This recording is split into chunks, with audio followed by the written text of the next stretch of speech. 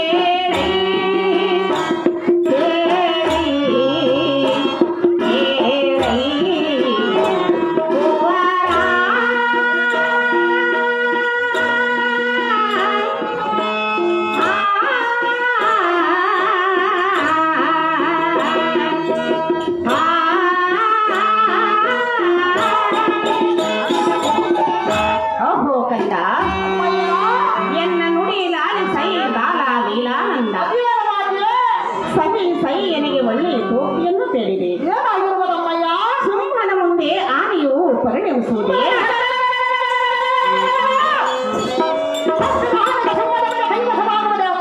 ದುರ್ಬಲರಾದ ಕೌರವರ ಸೈನ್ಯವನ್ನು ಕೊಕ್ಕರೆ ಅಯ್ಯೋ ಹೆಬ್ಬಾವಿನ ಬಾಯಿ ಒಳಗೆ ಗುಬ್ಬಿ ಮರಿ ಸಿಲುಕಿದಂತಾದೀತು. ಮಗನೇ ಕುಮಾರ, ಈ ಪೊಡವೆಯನ್ನು ನಡಗಿಸುವ ಸಾಲಗಟ್ಟಿ ಸೊಚ್ಚು ನಿಂತಿರುವ ಸೈನ್ಯವು ನಿನ್ನನ್ನು ಎತ್ತೆತ್ತಲು ಬಿಡದೆ ಮುಟ್ಟಿಕೊಂಡರೆ ಆಗ ನೀನು ದಿಕ್ಕು ತಪ್ಪಿ ಅಮ್ಮ ಎಂದು ದುಃಖ ಪಡುವ ಸಮಯದಲ್ಲಿ ನಿನ್ನನ್ನು ಅಕ್ರತೆಯಿಂದ ಮನ್ನಿಸುವುದಾರು?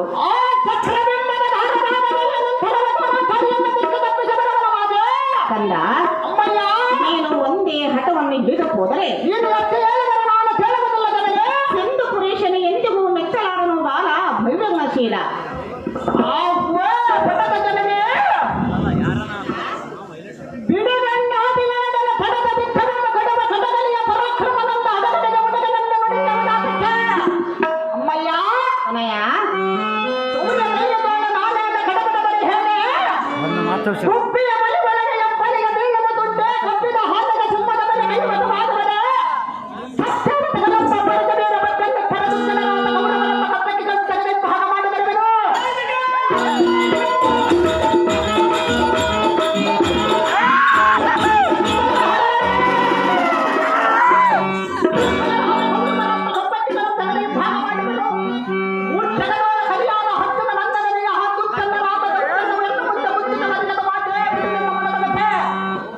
ಕುಮಾರ, ನಾನು ಎಷ್ಟು ವಿಧ ವಿಧವಾಗಿ ಹೇಳಿದರೂ ಒಂದೇ ಹಠವನ್ನು ಹಿಡಿದಿದೆಯಲ್ಲ ಮಗನೇ.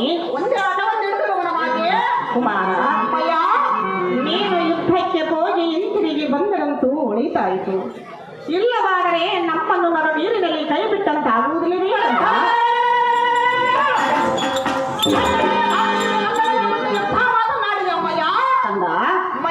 ಹೇಳುವೆನೆ ಕೇಳು.